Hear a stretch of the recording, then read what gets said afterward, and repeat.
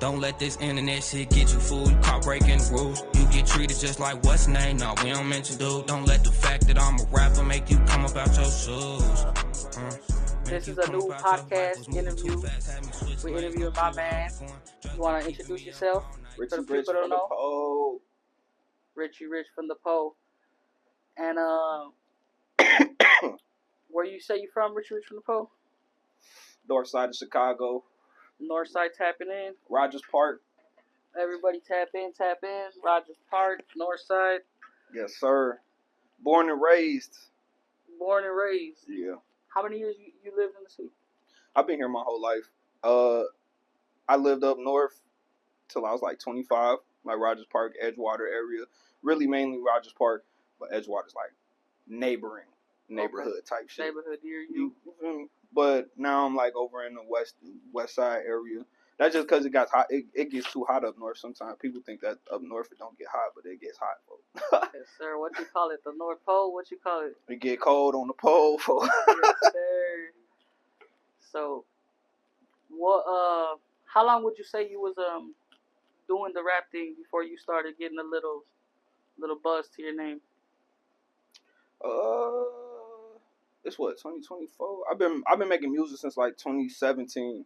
Like I always knew I liked poetry since I was little, and then it just kind of turned more into saying poetry to beats or to like knocking on shit. You feel me? And then I had a mentor. Shout out Big Mike. Growing up, he was like basketball coach, but he rapped too, and he was big influence on that. Like he had us, and he was like a summer camp counselor, basketball coach, big brother, mentor, did all of that shit. Like would have motherfuckers outside after camp, working on basketball shit, working on music shit, life shit, and he just kind of molded that into later on in my life. You feel me? I went to school, I went to college, I had a daughter, and then like I was like, all right, what do I love to do that I could see myself doing for the rest of my life? Because you know, you could love doing shit, but can you see yourself doing what you love for the rest of your life as a career, as a source of income to take care of your people? And it just kind of gravitated, and then like 2019, I had dropped a song called 2019, 2020. It was like, what was bro, that ice cream? What was that song, bro? It was like a remix, bro. Yeah, coffee shop remix. Shout out DCG and them. They dropped that shit, and I was like, well, I got to get on this too. Dropped that, and then I started to get a little bit of traction. My folks like, oh, who this Rich from the Pole dude? Who is he? Who this, that, and the third? I'm all right. So now it's like 4 or 5 years seriously, like music going. So shout out your mentor for keeping you on the right track. Oh yeah, most definitely. Shout out Big Mike. A lot of people have somebody like Big Mike out here steering them in the right direction because they out here doing the bad things and doing the other things. They ain't really looking into their passion. Like you said, it's something you love. It ain't a job that you working. It helps keep you as a young mind that's growing, someone that is of the same background as you feel me, was raised by women, their father wasn't there, like, just everything was similar, so it's like, damn, fool, like, what I want to do with how you doing, bro? I'm trying to be like that, you feel me? So who was that person that you said, I want to be like that, I want to do what you doing? Who was that? That was Big Mike. That was Big Mike? Yeah, he, all around everything, from the basketball, he had kids, he took care of his kids, you feel me? Big inspiration. He just all around, like, to the point where I didn't realize how big of an influence he was until 25 years old type shit, where I'm looking back and I'm people telling these stories and I'm like, all right, he was there for the basketball story, he was there for the rapping story. When I figured out I wanted to kind of take that avenue, he was there when niggas didn't understand nothing, trying to teach, like, all right, don't do this, you feel me, stay in school, educate yourself, shit like that. It's just, every little nigga growing up needs something like that, and especially if they don't have a father figure, which I didn't, unfortunately. You feel me?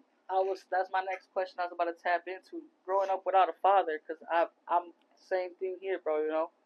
How is that like with you, and moving forward with the rap career, and you know what I mean, having to do this stuff and having the support of your mother, maybe not having the other support. What was that like, support wise? Shit.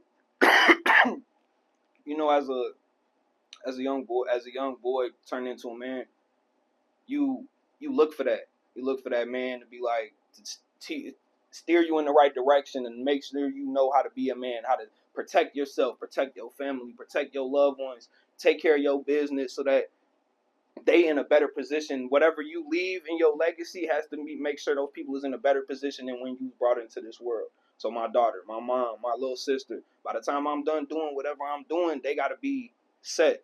And that shit wasn't I had to figure that shit out myself. You feel me? Where young men is taught how to do that, I didn't have that. So it's like my mom was trying to teach me how to be a man, but it's like you can only do so much as a female trying to teach a 17, 18-year-old boy, For sure. all right, this how you be a man. This how you take care of your shit. This how you stand on your business. This how you make sure that your home, your heart, and your health is protected. Stuff like that. It just... Do you think that that your mom still gave you that hard hand that, like they say, a father figure would give you? And shout out your mom too, cause she did a most amazing definitely job, shout out moms. She was real big on the not hitting us. So I would That's get huge. I would get punished a lot. I huge. wouldn't get hit for real. And I say it now to the day, like, man, I wish my OG would have just hit me, bro. But that kind of built me. You feel me? The love that she showed, the fact that she would get mad and not hit me. Like, I'm not gonna hit my children. Like, I'm not even a violent person like that because of the love she showed me. When you raise with love, like you can raise them with the what do they call it? Tough love. You feel me? But there has to be a balance of the tough and the love. You feel me? A lot of people think just hitting their kids, all right, they know I love them. Like, she will punish me, do all of that, and that just showed me that there's different ways to de-escalate situations. You don't have to get violent. You don't have to get physical. You don't have to get mad. There's always a way to solve something where you don't have to harm somebody in the process of doing that shit. And that's how she raised me. That's how she taught me. That's how I walk around every day. Like, just, I don't need to hurt somebody. I could. With some I don't integrity, have with to some- though. Yeah. Exactly. That's the biggest thing that she raised me on, and that's what stuck with me. And yeah, I didn't have the tough, like the iron fist of the dad. You feel me? But I couldn't see myself being no other way. If that iron fist would have came, I probably would have not showed as much light to the love part that I wanted to, that I can. I'm an emotional motherfucker, bro, and that comes Everybody from that needs shit. love, bro. Exactly. Everybody needs love. So fast forward to 2020, Rich. What are you doing 2020? You say you did a song, it blew up a little bit, it was getting a little buzz. What you doing right after that? Right after you see that shit, buzz, you wake up, you wait in the morning, oh man, I got some likes, I got some views. What you doing?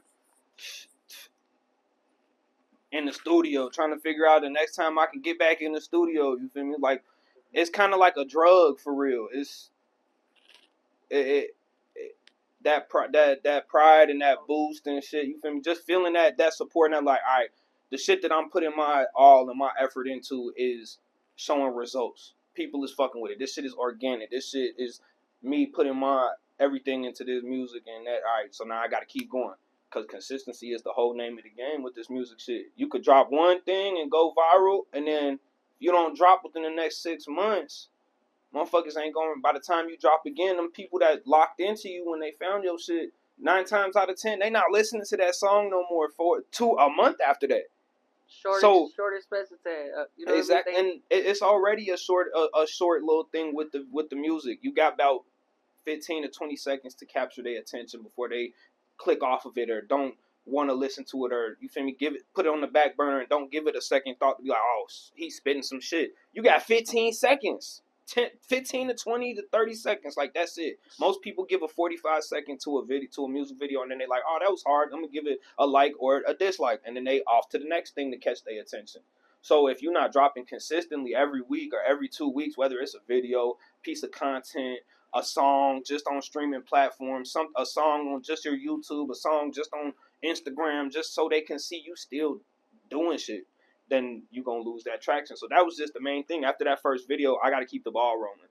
All right, I'm in the studio. Boom. Now I'm up 10, 15 songs. All right, I got to shoot again. Until the point 2022 came around, it's like, I don't want to drop a video unless I got 3 in the vault. Like, that way I'm prepared. Like, right now, I just dropped 2 songs in the last 2 months. But it's like, I still got 2 more songs, 2 videos to drop. I'm in the process of getting ready to shoot this next one. So by the time I dropped this third one. Now I got 2, 3. Now I'm back at 2. I'm back at 3. I like to keep it in between there, that consistency. And I learned that from the 2020 run I had. Just people catching on, like, who is this? Who is this? Figuring out who I wanted to shoot with. That was the whole experimental process of that shit, too. Like, figuring out different videographers to work with. Because they all talented that I work with. But who is going to show my video and my song the same amount of love that I showed it as I made it? Exactly. What would you say, what it's like working with videographers, other artists, other producers?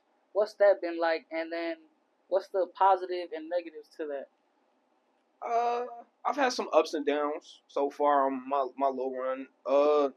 The best part about it is the connections. So just meeting new people, seeing how people move, but you also learn from that. So now I know the people I'm not trying to be around, and I know how this person and that person moves. So I'm not going to be doing that with them and stuff like that.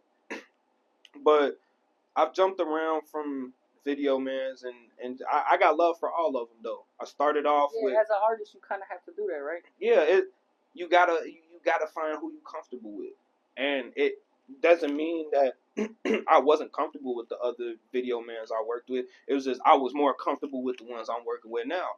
Feel me? They showed whether it was a little more attention to detail, a little more attention to timeliness. You feel me? Shit like that, punctuation, like getting the videos back to me on time, putting it up. Do I want it to go on my page or your page? Like just that willingness to be open and work with me and shit. Pages. Exactly, like that shit. You just the willingness to be able to be open with me and work with me and shit. Like that's the biggest thing that kept me with the people I was. Shout out Billy. That was the first video man I ever shot with. Billy Clark. You feel me? He was known for shooting Ruger's videos. He shot a lot of FBG Duck videos before he passed away. He put me on the map for real when I was making shitty quality music. Because his video shit was so raw and so up there, he elevated me to be able to have the little bit of fan base that I have now. And then it's all a process to work together. You got to be willing to build with people. If you're not willing to build with people, relationships are 2 ways. And if it's a one-way street, it's not going to work. Somebody's going to get burnt out because it's not reciprocated. The relationship, you feel what I'm saying? Yeah. But then A309 Visions, he's known for shooting Young Pappy's videos. Shout out Baron. He helped me. He shot the coffee shop video in the hood, where Emerson Park, cross the street from where I grew up. Like it just, everyone's had they differences. Everyone's had they different styles that I've worked with. A1 Visuals, bro. Shout out A1. That was my boy. Right now I'm working with Sergio and my boy Alex. He AR Visuals and shit. And my boy G Money, he's shooting the stuff for me now. But it was all about finding these relationships. They don't not fuck with me because I don't consistently shoot with them no more. They still liking the videos I'm dropping, rooting for me to win, so I'm still rooting for them to win. That's the biggest part of making these connections, making genuine connections with people that still want to see you win, even though, you feel me, time and space happens to people. You can't be in someone's face forever. You feel me? You're all moving around. You're doing your own thing. You're growing individually. Grow big. You know what I mean? No one's going to grow bigger outside that circle. Everybody got to grow big, you know? Exactly. To grow big, you got to expand and keep networking and doing these things, because without that, nobody's going to get nowhere. And it feels like with the city, it's a lot of like love and hate, you know? Oh, love and hate everywhere, which is why you gotta be careful with the people you work with. Which I was about to get to that with the artists too. Like I've worked with a decent amount of artists in the city. Some of them have a name, some of them don't have a name. But that makes you realize the type of people you want around you, seeing how they work.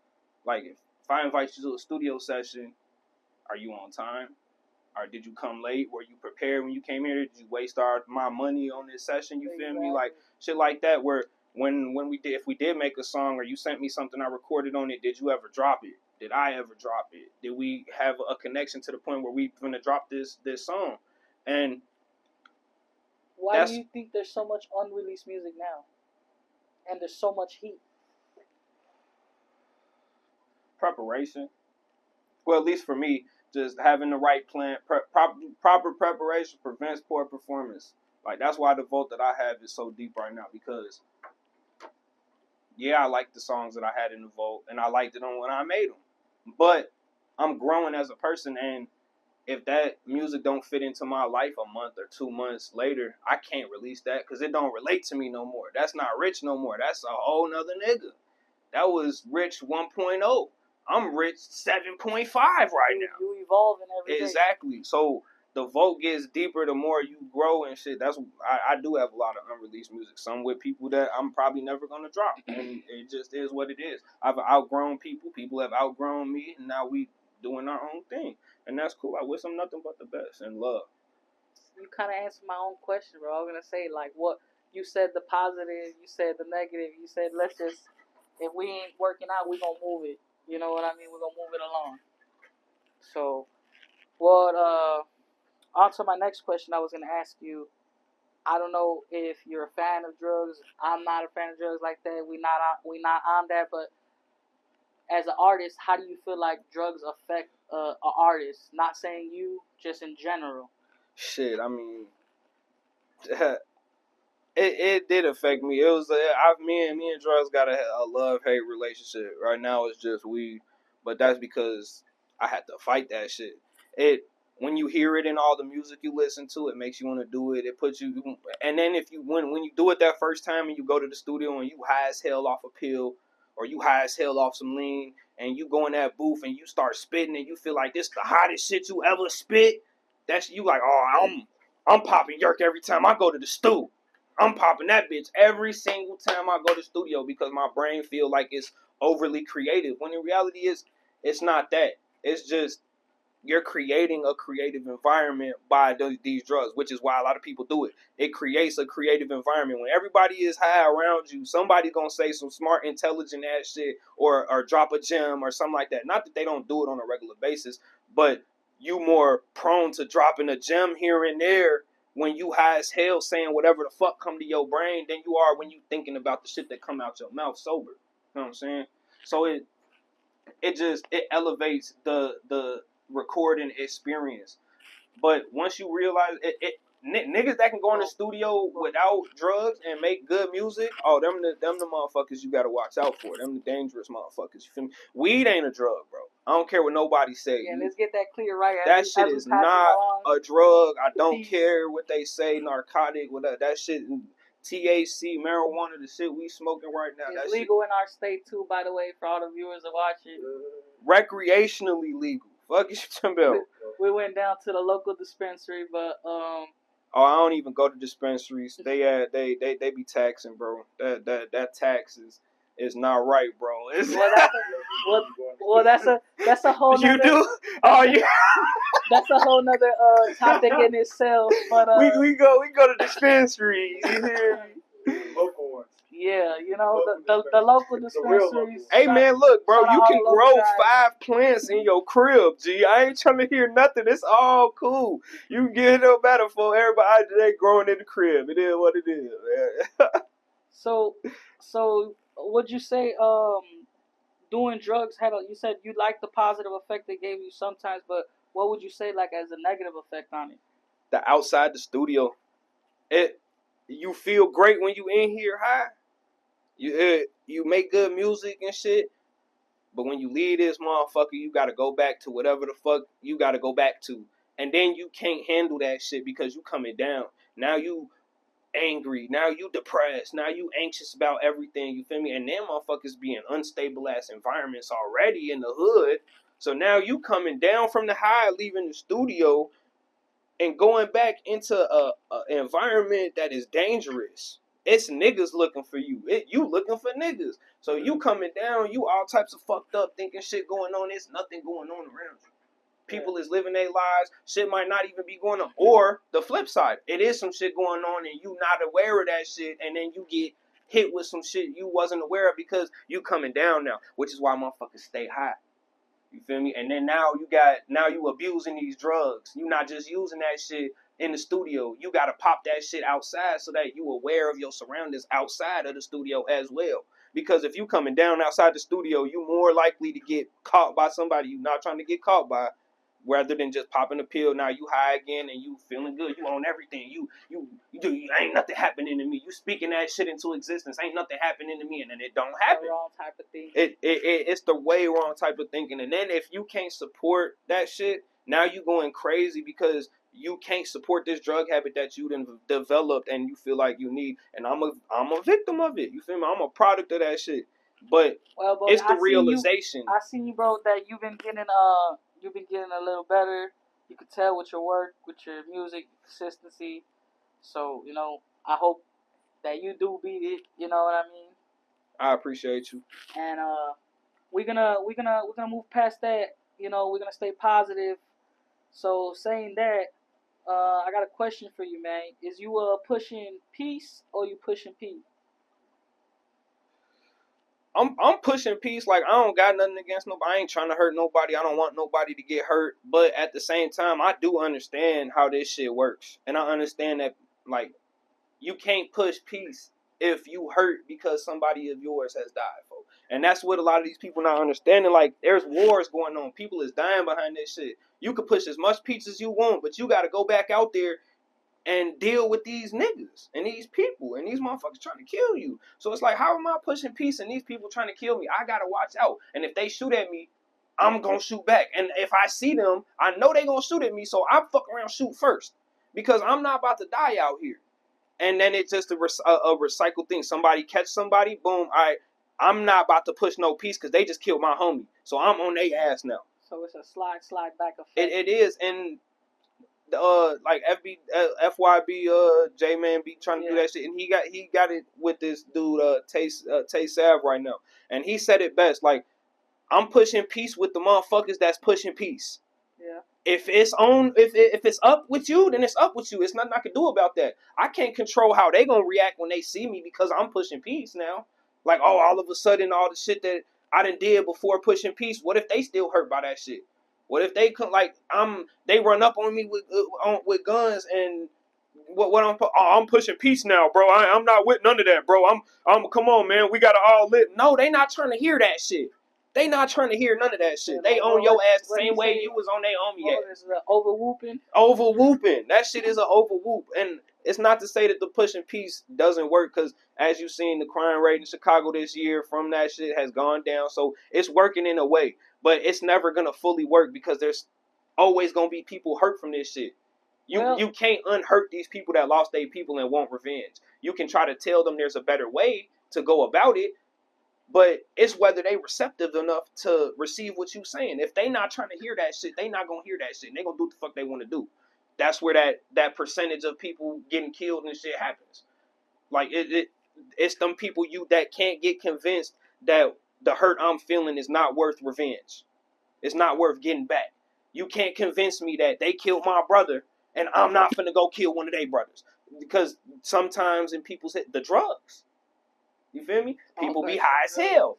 And they think off instinct. They act off instinct. They be high as hell. And they feeling something happens. They feel something. They go do what they want to do. And then that's it. Some get caught, some don't get caught. Hey, man, those little 19, 20 seconds, man, will get you a lifetime. Mm-hmm. So I say, instead of upping all these guns, why don't we put the guns down and start putting out these gloves, man? Hey, man, look, pull up bro. to your ops and throw gloves on with them, man. Let's box it out. We can bring that back. In the day, we can bring that back, bro. Motherfuckers. Shout out Hands TV on my mama, bringing real niggas back, bro. I got to keep the gloves with me. God, bro, put the guns down, bring the gloves out. You got a problem with a motherfucker? It's not. They don't need to die for that shit. Like, they don't. Like, if they unless they killing somebody, you'll catch a couple black eyes, bro, before you catch a couple bullets. Right. If that's where, if motherfuckers could all put that shit to the side, everything that you felt, all the hurt, and just start now from, all right, we gonna handle everything with these motherfuckers from now on. Don't nobody gotta die behind this shit. We don't gotta kill nobody. We don't gotta shoot nobody. Like, just throw them bitches, bro. You talking shit? You dissing on my dead peoples, bro? We gotta throw them bitches, bro. Yes, give me the ones. It is what it is. Yes, but you gotta convince everybody to do that. And that's the problem. That's the hard thing right now, is convincing everybody to put the guns down and you go back to being men and use your hands. You feel me? Because shooting from across the street at a nigga ain't shit. That don't make you tough. Niggas can say what they want to say about it, but it just don't. It don't make you tough. You get way more props out here walking up on a nigga and beating his ass because he talked shit or he said something to your sister or whatever, than shooting his ass. He did this. All right, motherfucker, violate his ass. We run up on you. You feel me? Whether you get jumping, bro, and that's cool, bro. You feel like running up on nigga, jumping him. All right, cool. If they run, like, at least niggas ain't dying behind the shits. That's all. Like, niggas don't gotta die behind their shits. You feel me? It's so much to it, but niggas don't have to keep dying. Yep. People done already died for this shit. People don't have to keep dying. We can change, but people gotta want to change. So that being said, put the guns down, y'all. Put the guns down. I have another question for Richie Rich right here from the poll. What would you say? Give me a top 5 rappers, dead or alive. He had to think about it real quick. You heard that? Pins drop. Cause it's like all time. It's a couple Chicago motherfuckers that gotta be on this all time list and shit. So that's why I had to think real quick, like who's worthy of that. I'll say. Okay, I'll do you like this because I'm a very big supporter of.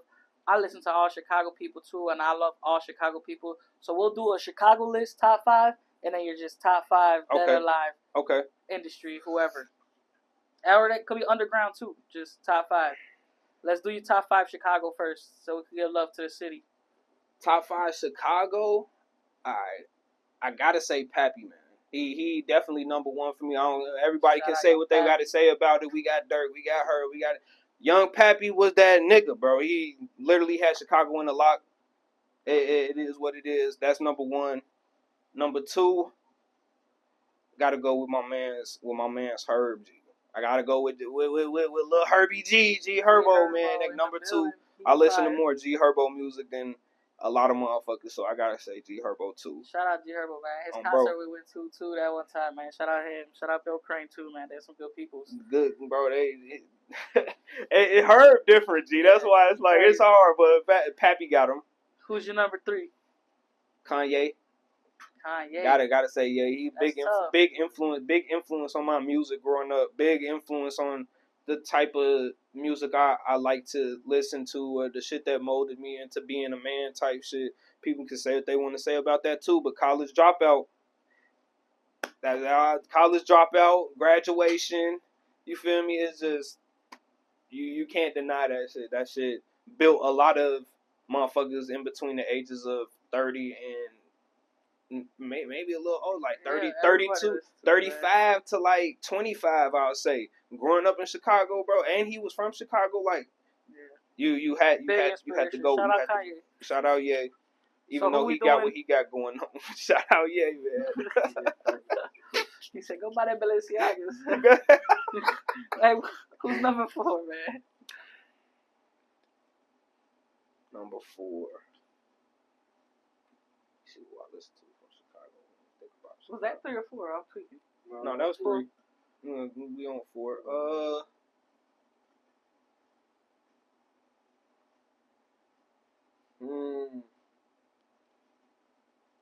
Duck. I listen to more Duck than a lot of people. I'm basing it off of like if I go get in the car. Type no, but like if I get in the car, like what I'm listening to from Chicago, you feel me? Like I'm that them motherfuckers, them 4 so far. 5. That's some heat. Ooh, number 5.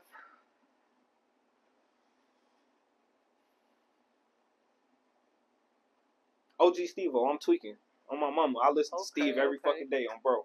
What? I'm tweaking, on my mama. And matter of fact, he might be number 4. To be honest, he definitely over Duck. I'm tweaking. Yeah, he definitely fold.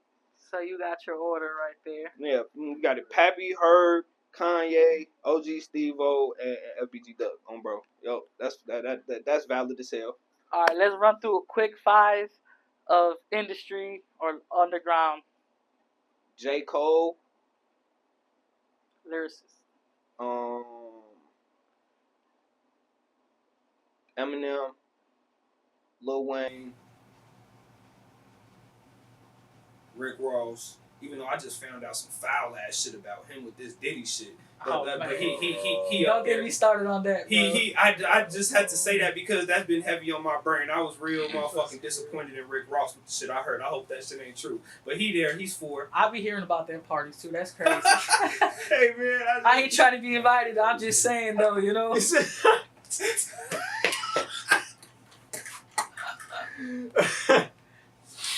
All right. Ricky Rose, and then we'll go Biggie number 5. I fucks with Biggie all the time. That's cold. He got it as a hood motherfucker. You feel me? You gotta love Biggie. All right, man. So before we wrap this up, man, we about to get close to the end. If you could ask your favorite rapper a question, what would it be? And it's like, man, you might have looked up to this artist, you might have looked up to him, or whoever it is, you found out some, like you said, what would it be? Like, what would you ask them? What's the question? What made you not give up? What made you not give up? Every artist goes through them phases where they want to give up this shit. They want to be, I want to quit music. I don't want to do this shit no more. How do you get through that shit how did you get through that shit every single time to the point where you were successful and you still is choosing to do that shit on a daily? And I know you go through this shit where you like, I don't want to rap no more, bro. I don't want to do music. Fuck this shit. But it's your livelihood. It's a lot of they ass know. Like that's the biggest question I would ask, and probably it would probably be G Herbo, because out of everybody from Chicago that's made music, I feel like he's had the biggest influence on Chicago music and one as a whole, and just the music culture coming out of Chicago. Like the world knows Chicago for Chief Keef and G Herbo and Lil Durk. Like that's anywhere you go in the world, they gonna know them 3 people off rip. And I feel like all the times he's been in the media, all the shit he's went through, you feel me? All the shit that we know, just as fans, watching him in the media and for sure, all the shit that he's endured, getting shot. How did you not give up wanting to do music? How did you not give up? What made you not give up? What tools did you use to not give up? Type shit. Like, did you go to therapy? Like, what? Because that's the biggest thing I'm dealing with right now. It's just fighting that urge to give up and go do something that I know is going to take care of me for the rest of my life, guaranteed.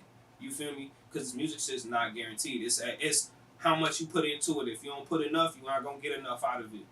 But that's right. Nigga, every day, motherfuckers, man, fuck this shit. Well, G Herbo, if you watching, you watch up, man. You heard that question he asked you, man. Respond to bro, Richie Rich from the Pole. Yes, sir. Go at him. Go at get him made. Go at our podcast, Born in Chicago, Rap Culture, Episode 1, Season 1. And before we wrap this up, bro, if you can give us what do we like to say before we wrap this up? A quick 16. You want to give a quick 16 to the audience real quick? We quick 16. Let's see what we got. I mean, it might be like 8. It might be like 8. Throw a little 8 there, and if it's a quick little freestyle, throw it down. Alright. Or something you got saved up, don't matter. I'm gonna go like, I see you with your Louis shade made back, cruising through the hills. Must be nice, but we was striker riding, spinning like a wheel. You get caught moving like a turtle. Better tuck your tail, put your head inside your shell. This is not no fire drill, nah. One wrong move, finish him. Niggas fake can't be a part of it. Stay out my business, man. Was Mortal Kombat in the hood, but we all grew up menacing. Thought it was bad with Dennis did hooping just to disguise us. Then we right back to the hood again. Need an M for every loss I ever took, and every nigga ever stepped on me ain't have it in they gut. Why? They just don't have it in their gut. You feel me? I need an M for every loss. I feel it, bro. Appreciate you. Thank you, Bodie and Rich from the Po, bro. It's been amazing. Yes, sir. Shout out Get 'em Made. Shout out my boy Nate behind the cameras. You feel me? Yes, sir. Shout out Bodie and Private Style for the space. You feel me? Shout out everybody. We got big things coming soon, all of us. So tap in. Everybody's links gonna be in the description. Yes, sir. Down below. Like, subscribe, check in. We got podcasts coming out, streaming everywhere real soon. Spotify, Apple, everywhere. Everything. Yes, sir. Tap in. Go show love. Bro got something coming out real soon too. And y'all might see something tonight, man. Little something, you feel me? Dropping that at midnight. Squid Games. Yes, sir.